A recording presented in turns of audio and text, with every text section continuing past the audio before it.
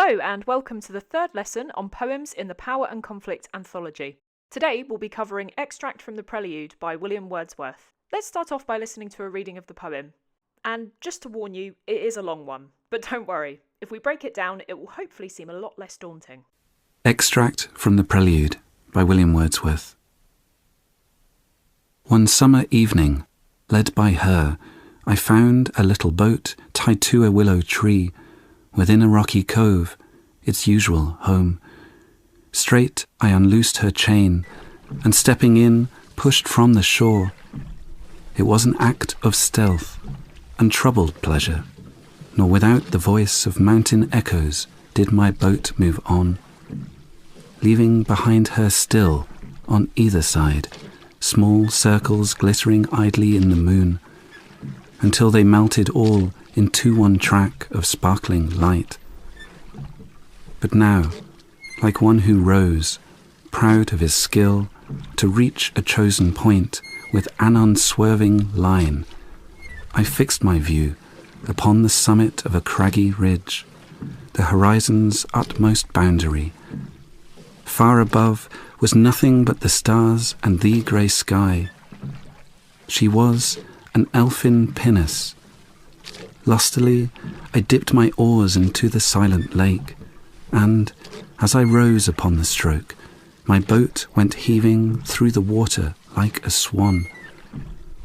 When, from behind that craggy steep till then the horizon's bound, a huge peak, black and huge, as if with voluntary power instinct, upreared its head, I struck and struck again, and growing still in stature, the grim shape towered up between me and the stars, and still, for so it seemed, with purpose of its own, and measured motion like a living thing, strode after me. With trembling oars I turned, and through the silent water stole my way back to the covert of the willow tree. There in her mooring place I left my bark, and through the meadows homeward went, in grave and serious mood. But after I had seen that spectacle, for many days my brain worked with a dim and undetermined sense of unknown modes of being. O'er my thoughts there hung a darkness, call it solitude, or blank desertion. No familiar shapes remained, no pleasant images of trees, of sea or sky, no colours of green fields, but huge and mighty forms that do not live like living men, move slowly through the mind by day, and were a trouble to my dreams. So, now that you've heard the whole poem, it's time for some analysis. Let's start with the title, Extract from the Prelude. As you can probably guess by the word extract, this poem is taken from an even longer poem entitled The Prelude, or Growth of a Poet's Mind, an autobiographical poem. The term autobiographical tells us that Wordsworth is using the poem to share his own real-life experiences, and the term prelude itself means introduction, which makes sense when we consider that it was supposed to be an opening to a larger philosophical work Wordsworth intended to write, entitled The Recluse. Though Wordsworth never fully completed The Recluse, The Prelude is still one of his most significant works, exploring the powerful influence nature had on shaping the man he became. The power of nature is a common theme among such romantic poets as Wordsworth, so the theme of power is clear in the poem. But the theme of conflict also emerges as Wordsworth presents nature as something that is both sublimely beautiful and terrifying. Indeed, Wordsworth himself described the Prelude as presenting contrasting views of man, nature, and society. As we go through the poem, I'll be including some more relevant contextual facts about the setting of the poem and about Wordsworth himself. Let's start with lines 1 to 3. Wordsworth begins in an almost fairy tale manner by describing something he did one summer evening, a setting that evokes tranquility and nostalgia. We know that the event he's about to describe happened in the Lake District, a place renowned for its beautiful lakes, mountains and countryside. He found a small boat tied to a willow tree in a rocky cove, but adds in brackets that he was led by her, meaning nature presumably, in doing so. Personifying nature as a female who was leading him suggests both that Wordsworth was impressionable, which makes sense considering that he was a child when this took place, and that nature is a powerful, almost maternal guiding force. The enjambment between lines 1 to 2, coupled with the fact that the poem is made up of one very long stanza, adds to the sense that the speaker was very much under nature's influence, and perhaps found it difficult to stop himself from stealing the boat. Some knowledge of Wordsworth's difficult childhood helps to put his relationship with nature into context. In some sense, it's a solitary place for him, you know. His mother dies when he's 8, his sister sent away, Dorothy, who lived with relatives, and then his father dies when he was 13, you know. In some sense, he's orphaned by nature, so his relationship to nature was always an interesting one. In that sense, nature becomes a companion and a kind of mentor and guide to him, I think, and it almost takes the place of that. It becomes almost a human presence and something that he relates to as if it's another human being, and in the poem, nature is personified in different ways. In lines 4 to 7, Wordsworth continues to use personification, but this time, the her he refers to is the boat he's stealing. The feminine boat is juxtaposed by the overtly masculine verbs of unloosed, stepping, and pushed, highlighting the speaker's own physical power. He describes stealing the boat as an act of stealth, emphasising the illicit but also exciting nature of what he's doing. This is reinforced by the oxymoron troubled pleasure. He knows what he's doing is wrong, but he's enjoying it. Wordsworth then personifies nature once again in reference to the voice of mountain echoes. This sensory language gives us an idea of the vast and inescapable presence of mountains all around him, a way of foreshadowing what's to come. Moving on to lines 8 to 11, Wordsworth describes the ripples his oars leave on either side of the boat as small circles glittering idly in the moon. The term glittering captures both the sheer beauty and value of nature, and the use of the adjective small makes it seem like nature is precious and worthy of protection. An interesting contrast to the dominant and illicit actions of the speaker before. The celestial language of circles and the moon almost seems to present nature as perfect and otherworldly, which is another common feature of Romanticism. Wordsworth then goes on to say that the ripples melted into one track of sparkling light. The use of the noun track adds to the sense that the speaker is very much in control at this stage, and sparkling light, similar to glittering, seems to suggest that he is being guided by the heavenly force of nature. However, the volta of but immediately after signals to us that this is all about to change. In lines 12 to 16, the speaker describes himself as proud of his skill to row in a straight or unswerving line to reach his destination. The idea that he has a chosen point is belied by the fact that earlier on, he told us he was being led by nature. We therefore get the idea that the speaker's control over nature is simply an illusion, a form of self-deception, and that his pride is about to be his downfall. This is all the more obvious when we consider that Wordsworth wanted his poem to rival Milton's Paradise Lost, a work that warns of the dangers of pride in the context of the biblical fall of man. Wordsworth's somewhat pessimistic view of mankind can partly be traced back to his experience of observing the French Revolution. While he initially supported the overthrow of the monarchy, like many of the Romantic poets, he was disillusioned upon witnessing the intense violence that it led to. Wordsworth's use of the resolute verb fixed, describing how he sets his sight on a jagged mountain peak, further suggests that the speaker still believes he's the dominant force here. The speaker's arrogance becomes even clearer as he describes the horizon's utmost boundary, with the superlative utmost suggesting a strong desire to push the limits of what he's capable of. The description of the grey sky paints a gloomy image that is in stark contrast to the glittering and sparkling light of the previous lines. It could also constitute pathetic fallacy, as the speaker slowly begins to be filled with a sense of fear and foreboding. In lines 17 to 20, Wordsworth creates another fairy tale-like image by describing the boat as elfin, meaning elf-like. This once again highlights how magical he saw this encounter with nature to be. The term elfin can also mean small and delicate, which is reminiscent of Wordsworth's earlier use of small to describe the ripples made by his oars. It's another example of the speaker's arrogance, as he stubbornly holds on to his belief that he is the dominant force over nature. He then uses the adverb lustily, meaning with great energy and enthusiasm, to describe how he dipped his oars into the silent lake. The idea that the lake is silent could have positive and tranquil connotations, but in this context it actually strikes me as a bit disturbing. It reminds me of the expression, the calm before the storm, as we've already been given several hints that the speaker's positive encounter will soon take a dark turn. Wordsworth uses a striking simile in his description of the boat heaving through the water like a swan. The verb heaving suggests the great difficulty the speaker is now experiencing in trying to control his journey, which is, again, in direct contrast to the ease he previously felt in unloosening the boat, pushing it, and dipping his oars into the water. Moving on to lines 21 to 24, the speaker experiences a profound shift in perspective when he realises his mistake in believing that the craggy steep was the horizon's bound. As a social commentary, this seems to be Wordsworth's way of highlighting the arrogant tendency of people to believe they possess a mastery, not just of nature, but of knowledge. The idea that there is more to the world than meets the eye is made clear here, and the illusion of power the speaker had over his world begins to crumble. In repeating his description of the mountain he sees as a huge peak, black and huge, Wordsworth appears to paint nature as almost ineffable or beyond words, as if he's struggling to verbalise the almighty natural presence before him. This is made all the more striking when the mountain is described in an almost zoomorphic or animal-like way, like it has voluntary power instinct to uprear its head. This is a significant shift from earlier, when the speaker was describing the pride he felt in rowing in a straight line to his chosen destination. Now, it's made clear that nature has been leading him all along. The speaker's immediate reaction to seeing this mountain is one of fear, as he hastily begins to strike and strike again in an attempt to get away. The repetition here effectively captures both the speaker's desperation to escape and how helpless he feels in the face of this awe-inspiring mountain. Lines 25 to 29 continue to personify the mountain, with Wordsworth even using another simile to describe it as like a living thing. The verbs growing and towered emphasise how small man truly is in comparison with nature.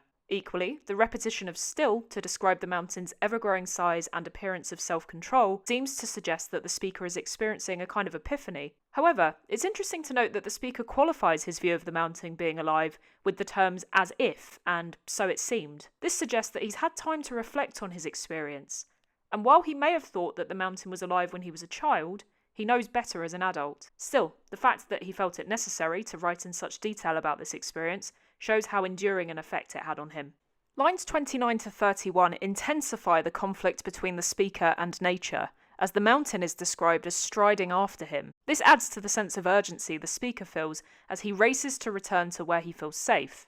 Wordsworth's use of the term covert is interesting, as this term refers to an area in which an animal can hide when being hunted. This is further evidence of how his relationship with nature has changed. What was once harmonious and collaborative has transformed into a far more sinister dynamic of predator and prey. The description of the oars trembling makes the speaker's fear of the mountain even clearer. Wordsworth uses the verb stole to describe how he tried to move quietly without being caught. Though this has a similar meaning to the word stealth used earlier on, the dramatic change in context shows that the troubled pleasure the speaker initially felt in sneaking around has now been replaced by utter terror. Finally, in lines 32 to 44, we get a true sense of the transformative nature of the speaker's experience. He returns the boat and goes home through meadows feeling low and somewhat depressed. The enduring impact of what he went through is further evidence in his description of it as a spectacle, a term used to describe any events that is especially striking or impressive.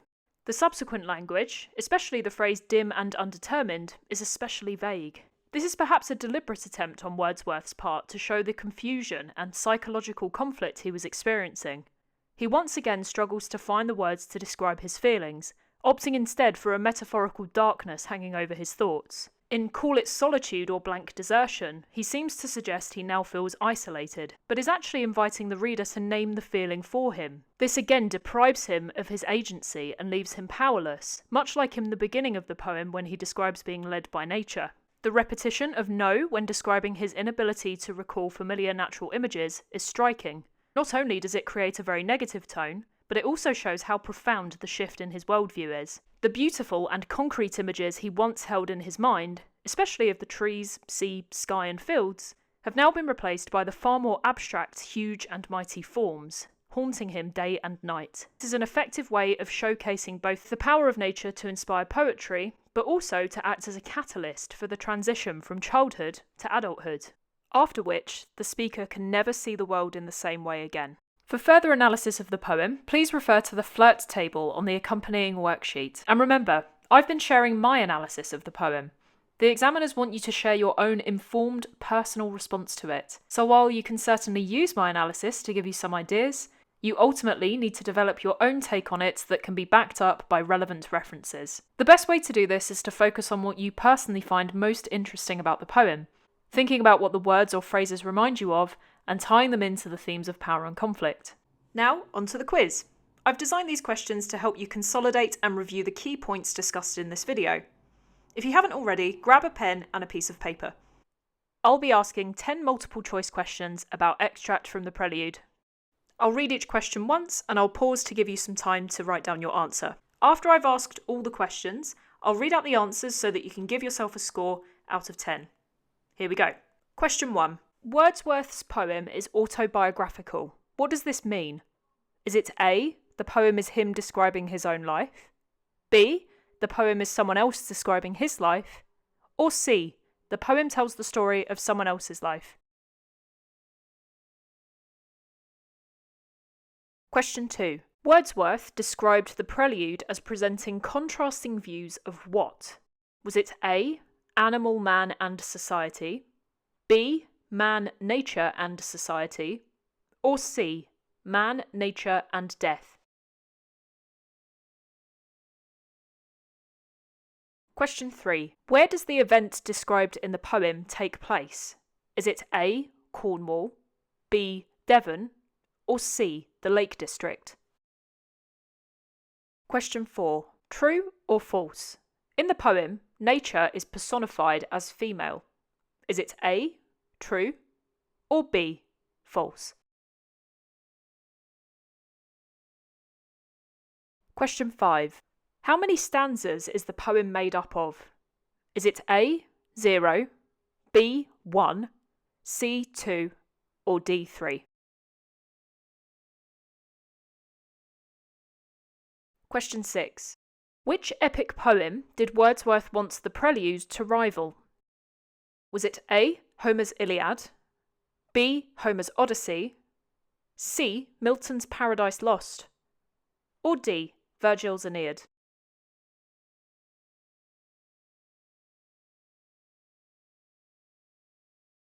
Question 7. What type of word is utmost? Is it A, an imperative, B, a superlative, C, a verb, or D, a noun?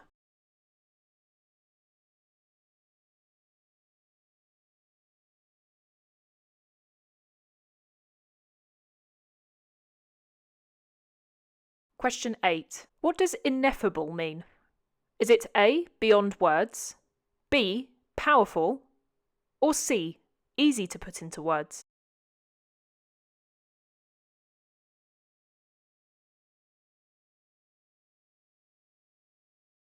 Question 9.